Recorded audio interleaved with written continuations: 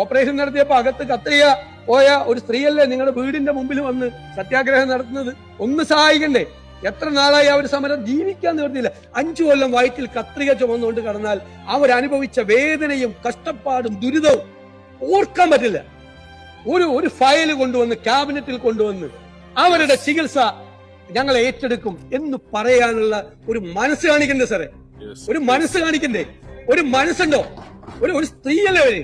ഒരു സ്ത്രീയാണ് 5 കൊല്ലം നമ്മുടെ ആരോഗ്യ സംവിധാനത്തിന്റെ ചികിത്സാ പിഴവ് മൂലം 5 കൊല്ലം വയറ്റിൽ കത്രിയേറ്റുകൊണ്ട് നടന്നിട്ട് അവരനുഭവിക്കുന്ന വേദനയും പ്രയാസവും സങ്കടങ്ങളും മാറ്റാൻ ഒന്ന് ചെന്ന് അവരെ ഒന്ന് ചേർത്ത് പിടിച്ച് അവരോട് നിങ്ങളുടെ ചികിത്സ മുഴുവൻ ഞങ്ങൾ നോക്കും എന്ന് പറയേണ്ട ഒരു ഗവൺമെന്റ് മനസാക്ഷിയില്ലാത്ത ഗവൺമെന്റാണ്. മനസാക്ഷിയില്ലാത്ത ഗവൺമെന്റ്.